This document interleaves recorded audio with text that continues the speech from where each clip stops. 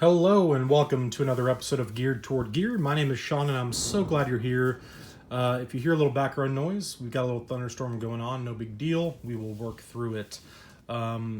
So today we're taking a look at two Gerbers, and these are both overseas produced knives, and they are slip joints and they're brand new, and they are the Wingtip and the Straightlace. And if you want the short version, don't waste your money. That's the very short version.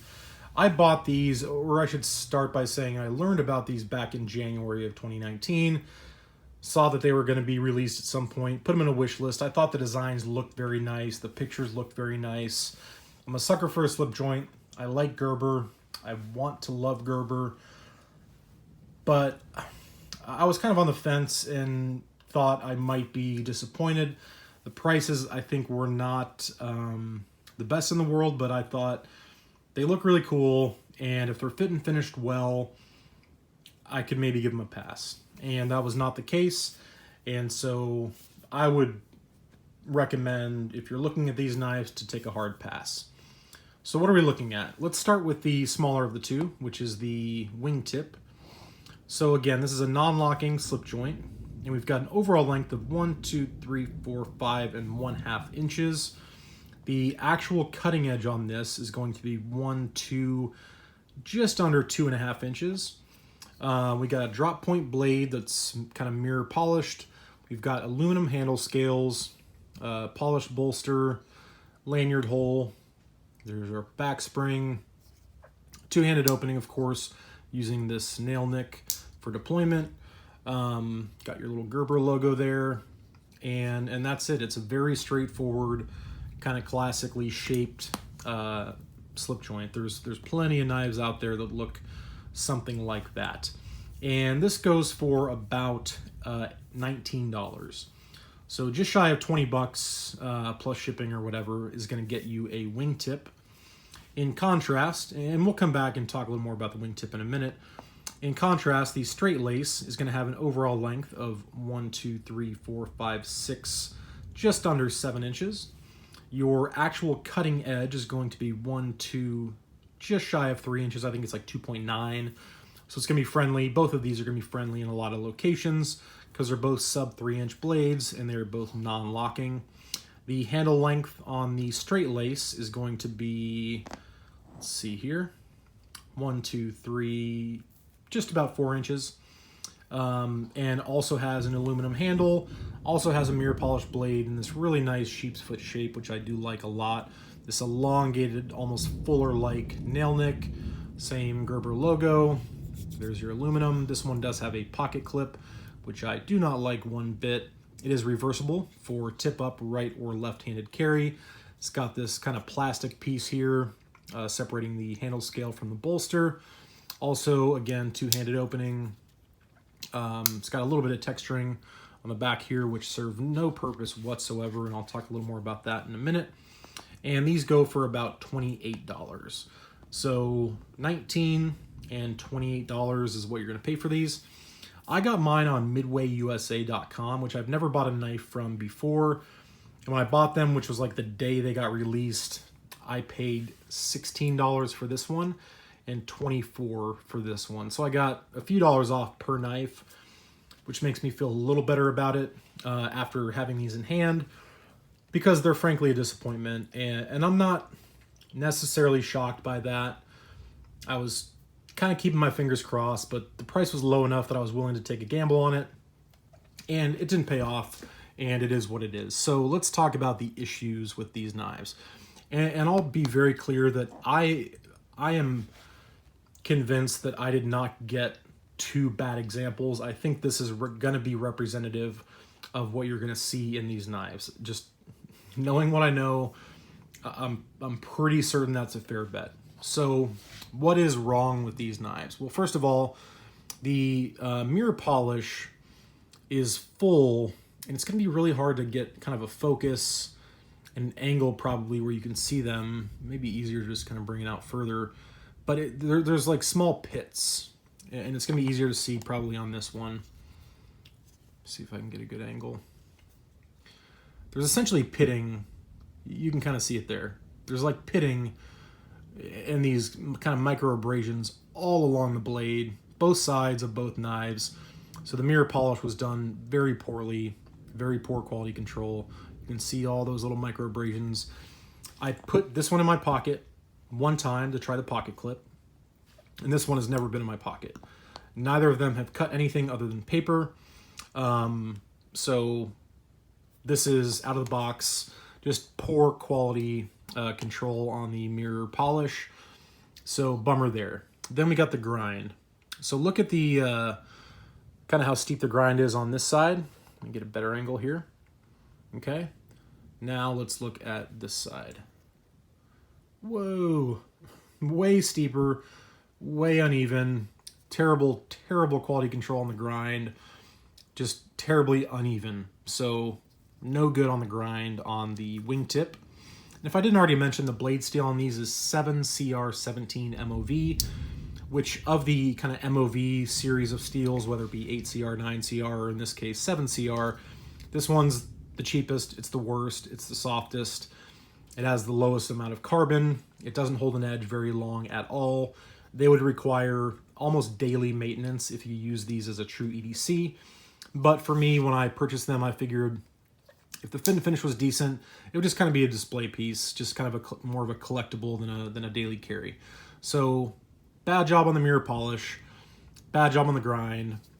The fitment between the handle scale and the bolster is pretty atrocious. You can see straight through the liner. It's not quite as bad on this side, but it's pretty bad on this side. You can see those gaps there. And then on the bolster itself, I'm going to wipe off all the fingerprints to make this fair. Again, just covered in these micro abrasions. You can see those just everywhere, everywhere. This has never seen a pocket. This is straight out of the box, just very poor polish. So not digging that. Quality control is not good.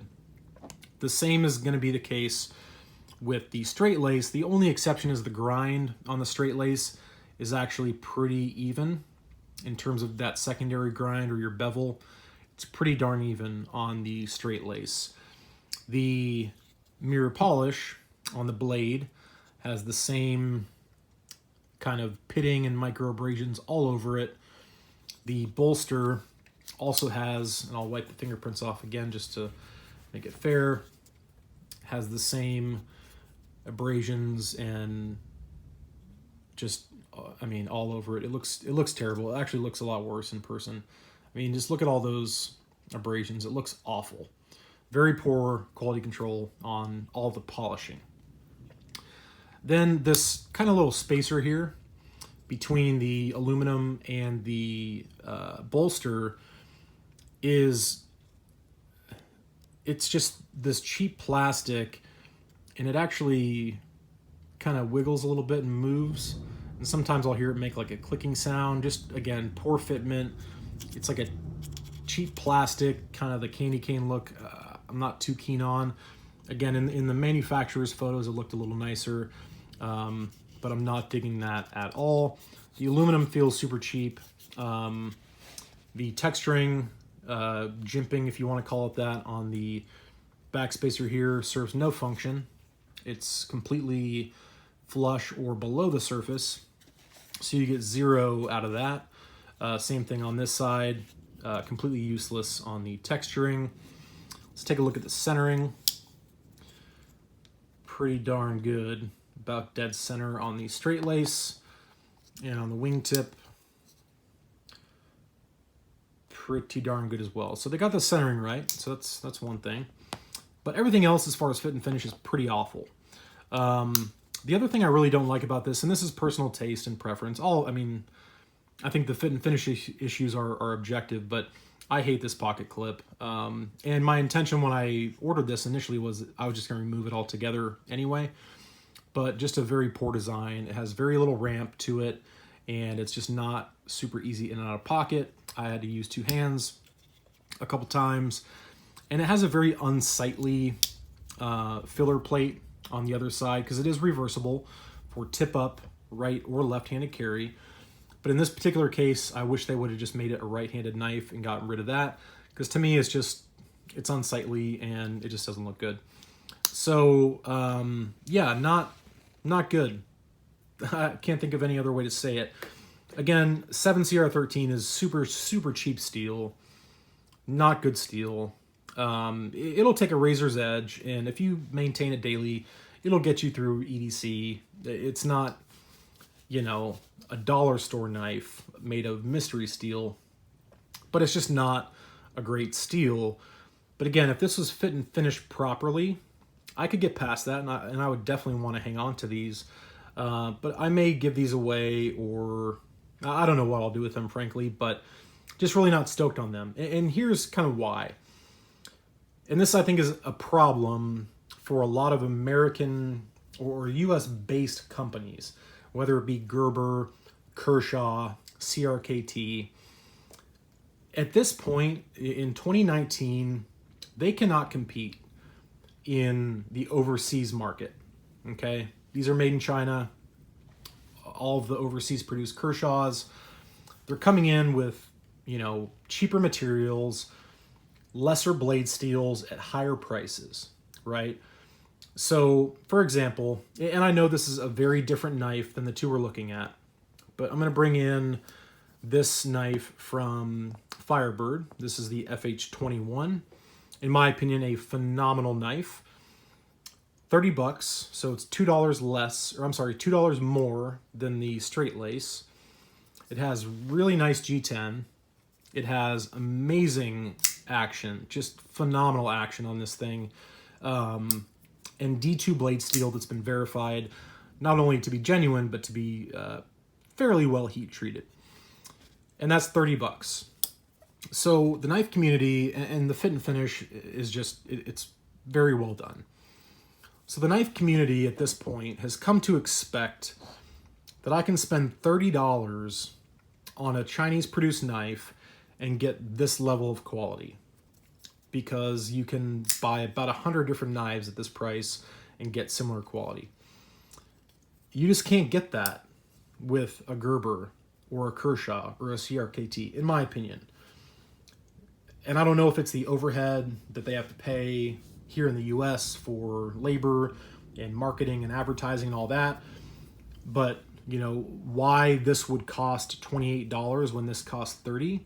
To me, this is a $16 knife, and this is about a $10 knife based on materials and quality at the most. Maybe even like an $8 knife and a $13 knife.